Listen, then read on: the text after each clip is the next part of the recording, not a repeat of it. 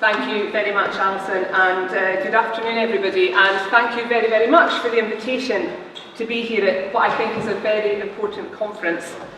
And there's a little part of me would like to say, at last the churches are getting together across the UK to talk about Europe. And I think that's very, very important, and I hope to tell you why in the next half hour.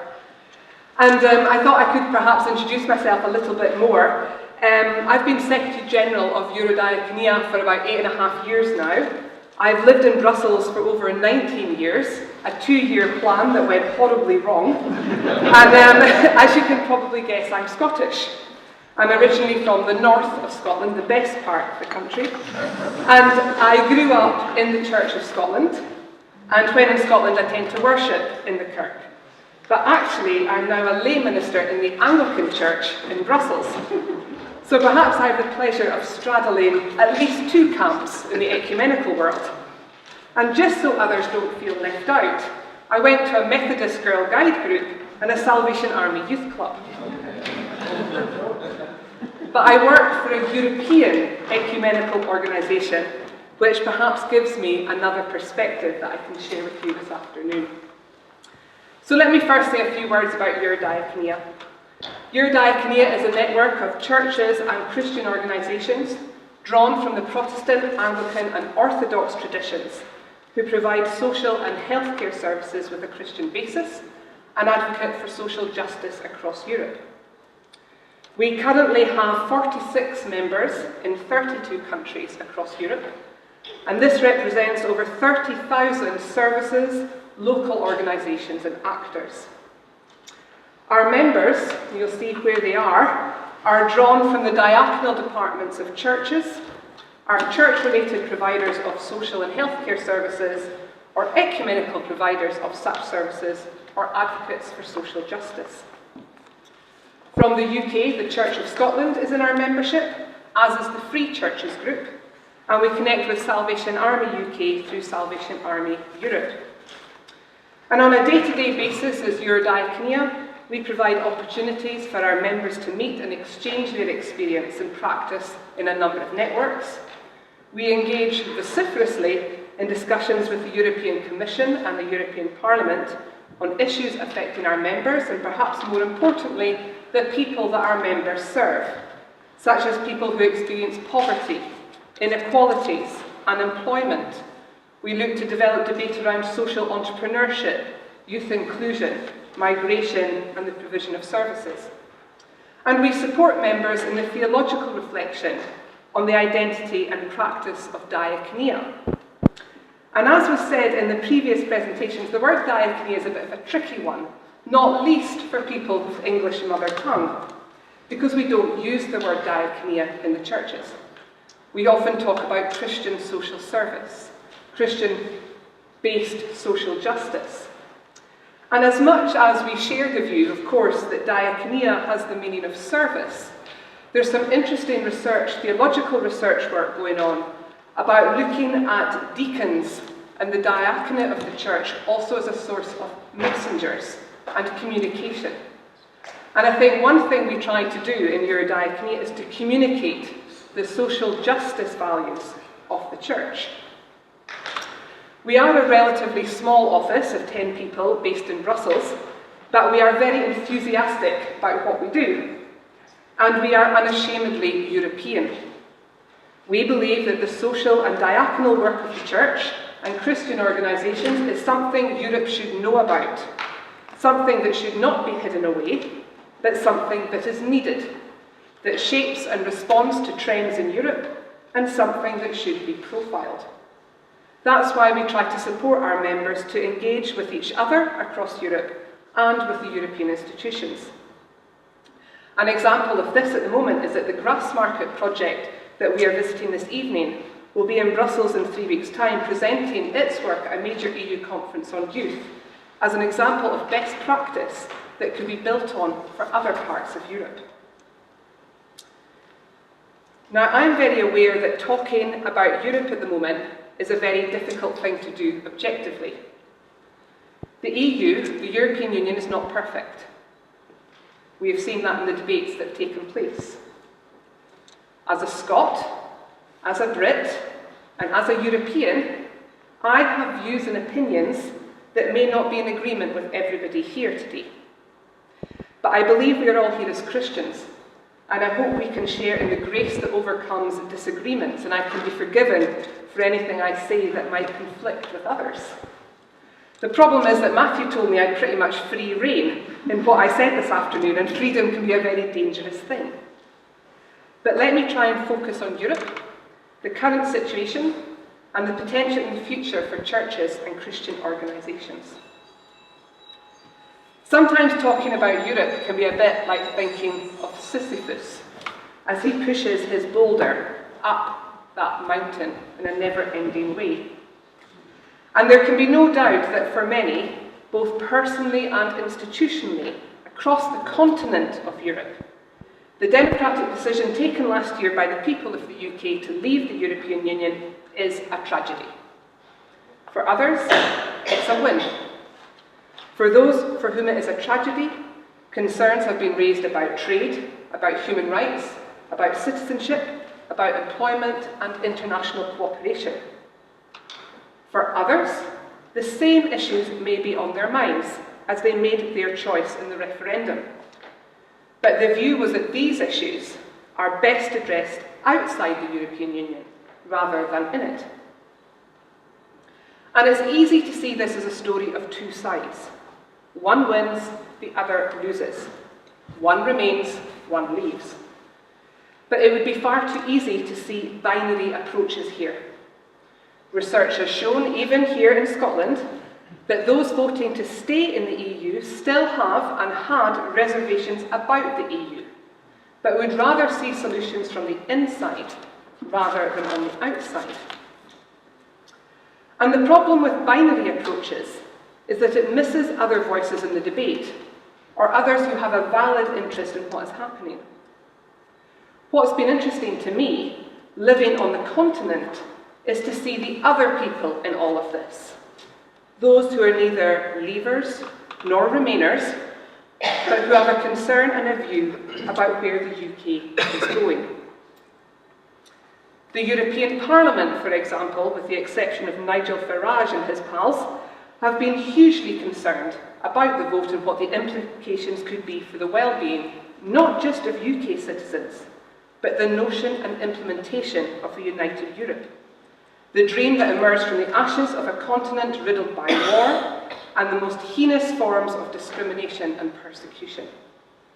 To many, the decision of the UK to leave the EU was nothing but a punch in the guts to those who have fought for peace and reconciliation on a continent that once ran with blood. We should not be surprised, therefore, when people don't want to do the UK any favours. Why on earth should they, when it is the UK who have walked away? For many, it's incomprehensible to understand how at a time where regional and global alliances are needed more than ever, that the UK has chosen to pull up the drawbridge and block themselves up. But of course there are other voices, others who share notes of caution, of not wanting to punish the UK for the decision taken and want to see new forms of partnership. And then there are the lobby groups, businesses, trade groups, NGOs hugely concerned about the impact on access to markets, the environmental groups concerned as to the impact on relatively advanced legislation currently applying across the EU. And it's also fair to say that there are some groups who see an advantage in Brexit, the chance to change some areas of policy, to make it more robust. And there are also those who might be breathing a sigh of relief that those pesky Brits have finally gone. So we cannot divide either the UK or the others who have interest in the EU project into a binary them and us, leavers or remainers, Brits versus the rest of Europe. Although it has to be said that comments such as those made recently by Michael Howard on invading Gibraltar, or Nigel Farage calling the European institutions the mafia and gangsters, does tend to push the patience of many. And whereas there is a wish to see an orderly and positive Brexit, I have not yet come across anyone from another EU member state that thinks Brexit really is a good idea, even from those countries who are not yet members of the EU, or never will be, like Norway. And that's often because of the symbolism of what the UK has done and the manner in which it has been done.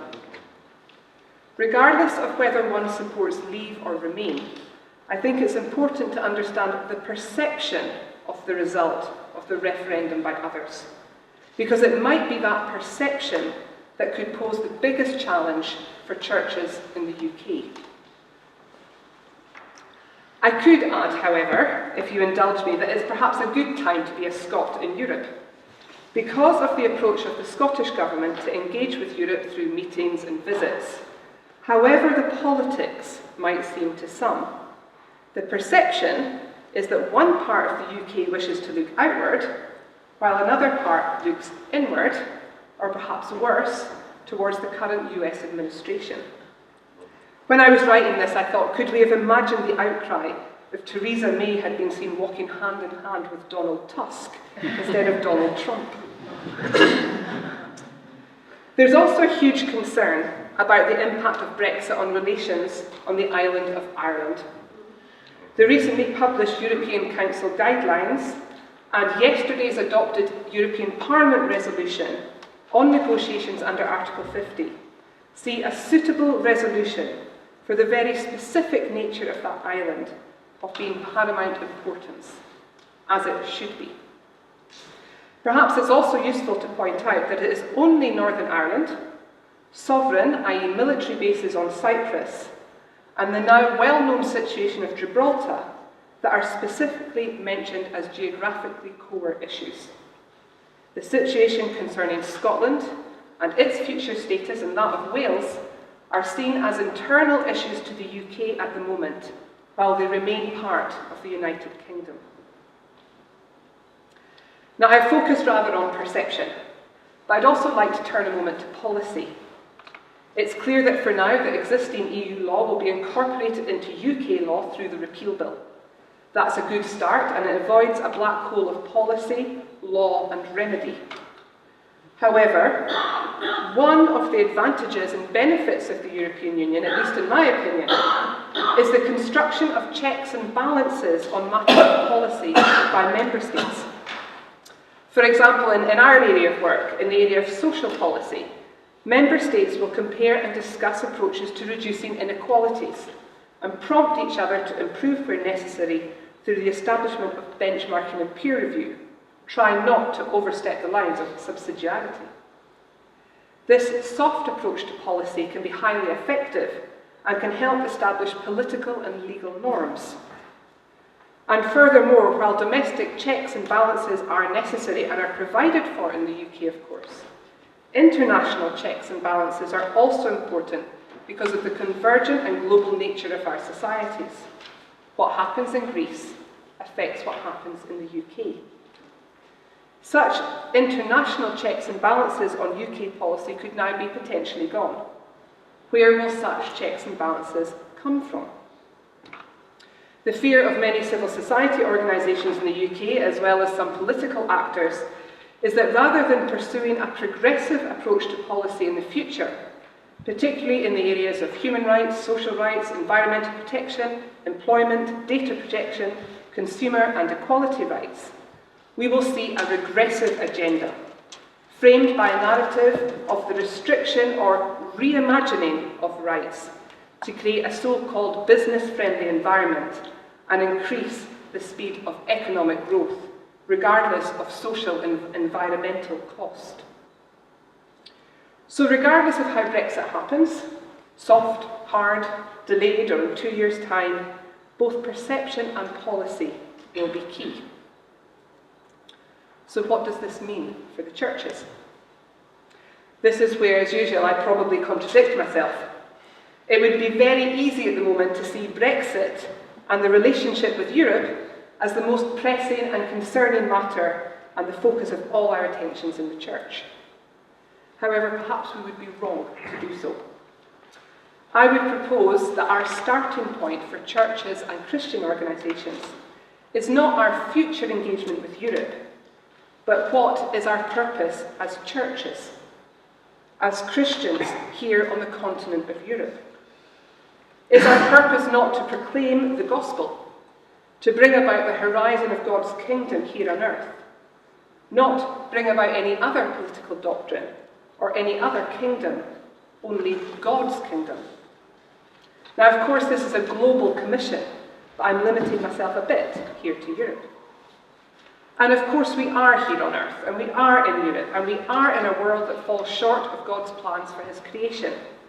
And we are commended as Christians to engage in the community, social and political structures we have to bring about even just the horizon of God's kingdom here on earth, which is why Europe matters, which is why as Christians we need to engage in the debate about the future of Europe. And if we see ourselves as having the starting point of God's kingdom, then it's perhaps easier to develop that vision for Europe, the continent, rather than the political construct that Bishop Hill has already artfully outlined for us. The promise of the kingdom of God directs that vision, and it infers moral responsibilities, ethical considerations, and actions for justice and peace. So I'd like to share a few words that I think should be thought about in shaping our response as churches to Brexit and to our future engagement in Europe. And the first of these is confession and forgiveness. As I was thinking about the content of this talk, I received the latest post on the Reimagining Europe blog, which is very good, by the way. And it was from a certain Dr. Alison Elliott.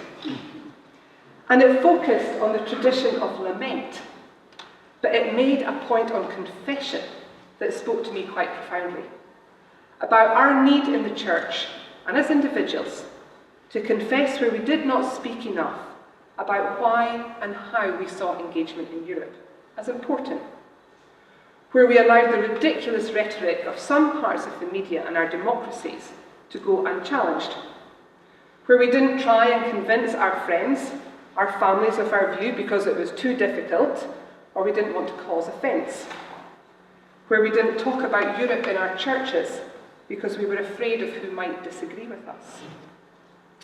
And confession, we hope, leads to forgiveness. And perhaps we need to ask for forgiveness from our sister churches across Europe, from each other as churches and Christian organisations in the UK, who could have done something else, something different. Forgiveness for our complacency, perhaps. And maybe we need to offer forgiveness to others, to those of opposing views, to those who may have lied or presented alternative facts in a post-truth world. And as holders of the gift of forgiveness ourselves, we must encourage forgiveness and reconciliation between those of different views, while still maintaining our hold and commitment to the horizon of God's kingdom here on earth. And then there is power. So much of the debate around Europe and on Brexit has been about power. Who holds power, and how should power be used? Should power really be the driving force of Europe, either politically or territorially, in the future? Should we be looking for a Europe that is powerful or a Europe that is peaceful? Should our relationships with the remaining 27 member states and all the other countries in the continent of Europe be based on power or peace? There is a real threat at the moment, perhaps already realised, that we will see future engagement of the UK in Europe as about showing our power to trade, our power to defend, our power to be sovereign. Within the Christian church, we have an alternative view of power, the power that comes from love, from conviviality. How do we, as the churches, show the power of this love in our relationships in Europe? Power is, of course, often expressed in economic terms. The more money you have, or claim to have, the more power you have. This leaves a sense of powerlessness among those who are measured on this particular yardstick as being without worth and often without a voice. That's why we also need to think about participation. Whatever Brexit is, it will have an effect on the lives of many, many people in the UK and further afield in Europe. And that's not just related to the question of the right of EU nationals to stay in the UK, or indeed the right of UK nationals to stay in the EU. It will affect many rights. For example, how and where child custody cases can be applied between dual nationality parents. How there can be remedy for consumer complaints for purchases made outside of the UK. What will be the economic impact when it comes to inequalities? These are highly complicated issues, and we all need to understand and be involved in the discussions on them. But more than that, as we know, it's often the most excluded in our societies that are denied a voice, who have a lack of participation and of presence. Much is made, rightly, of the contribution that great Europeans such as Schuman and Adenauer made to the start of the European Union. I hope that the future of the European Union will also be discussed by those people on the margins of our societies, and frankly with a much better gender balance. How do we ensure that all voices are heard as the UK debates its future relationship with both the European Union and bilaterally across Europe? How do we engage people in a debate about the future of the UK and its international relationships? How do we progress a participatory democracy? But participation goes even further. It's also about how we in churches and Christian organisations continue our engagement with partners in Europe.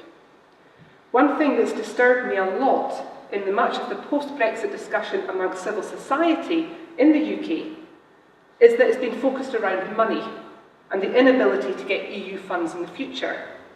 I'm glad to say that I've not seen so much of that from the churches. Engagement in Europe shouldn't be about money. Rather, it should be about sharing our common purpose, that horizon of God's kingdom, of learning from each other, and yes, combining together in joint advocacy, even if that is towards the EU. As I've said a number of times to people, the UK has not left the EU yet, so there is still a participatory role to be played, either on existing issues or in the issues that will come up with the Brexit negotiations. But we also have to recognise that many of the policy issues that we're dealing with go beyond the EU. Do we really think that by leaving the EU, the question of Syrian migration and refugees is going to go away? Of course it's not. And we must still participate with our brothers and sisters across Europe in addressing the issues that affect our common life in Europe beyond political institutions. And yes, some of that will be towards the EU. And what we'll need to do is have a discussion of sharing tasks. Some churches might be involved in some of that political work.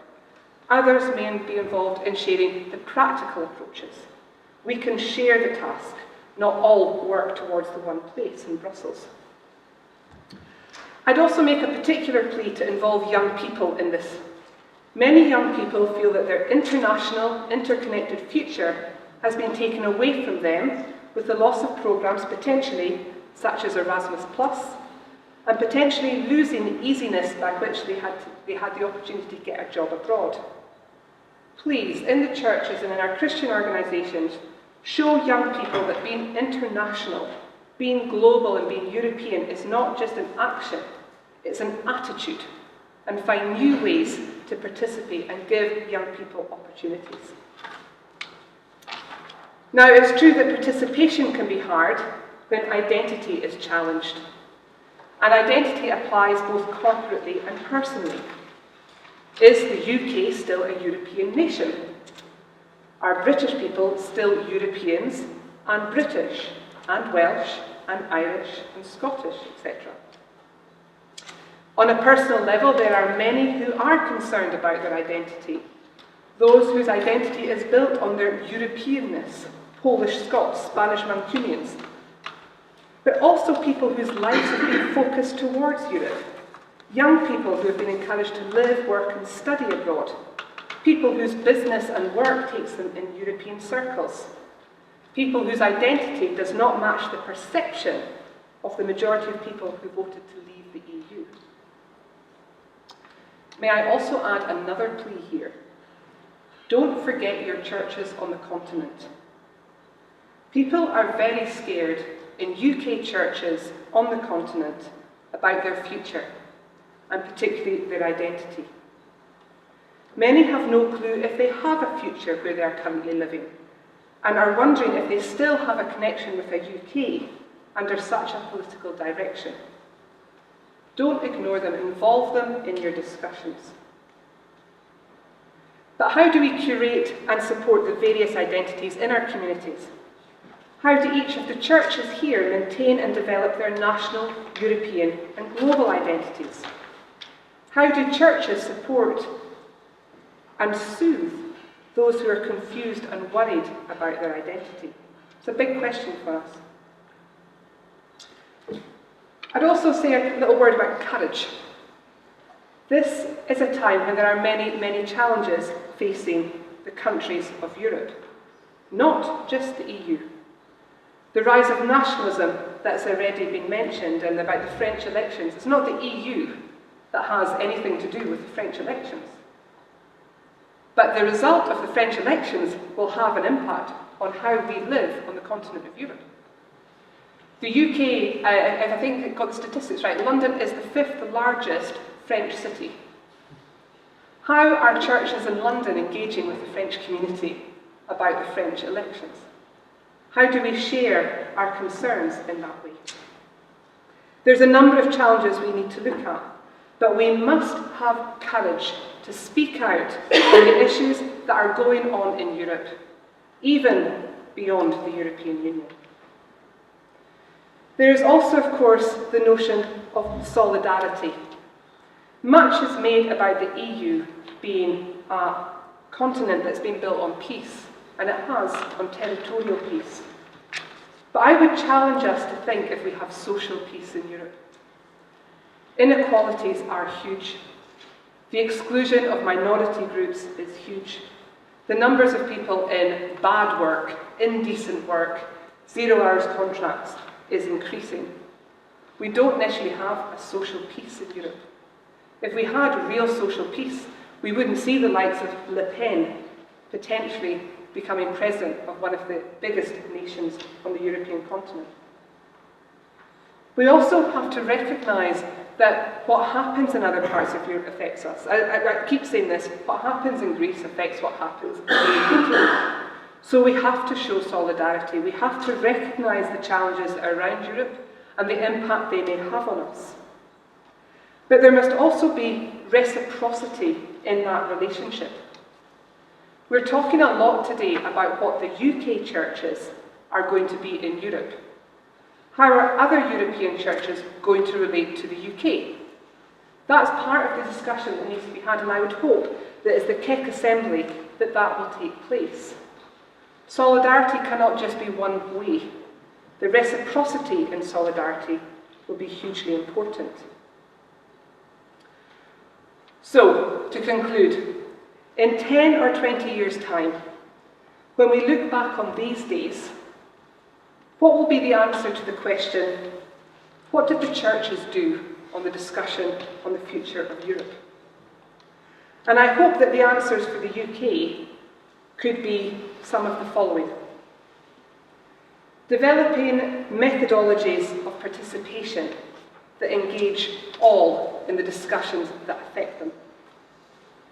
Develop partnerships with churches and Christian organisations, not only to forward political aims, but to share in the solidarity actions that reduce exclusion of the most vulnerable in our societies. Increase the number of partnerships between young people in the churches across Europe. Make that a priority. Increase the advocacy on the areas of policy that will be coming back to the UK, such as on the environment, on human and social rights and equality legislation, on trade, on consumer affairs. Develop a stronger prophetic voice. Have the courage to call out lies. Be the watchdog. Ensure the checks and balances that are needed in our policy processes. Engage with all sides of the debate, but have some clear red lines. And I suppose if there's one thing I'd encourage you to do, is to have a European strategy from the churches in the UK. Maybe it's not from all the churches at one time, but have an action plan, because engagement in Europe must be deliberate. And the next few years, it will be incredibly important to not just have community of value in Europe, but have community of action. To deliberately say we're going to prioritise engaging young people with other young people in churches across Europe. To deliberately increase advocacy on areas of policy. To deliberately develop a stronger prophetic voice. To deliberately engage in more diaconal work on a solidarity basis. That's my suggestion on where the churches in the UK can go in their relationship with Europe. And the challenge is considerable. I'm really aware of that. But the potential of success is huge. Thank you.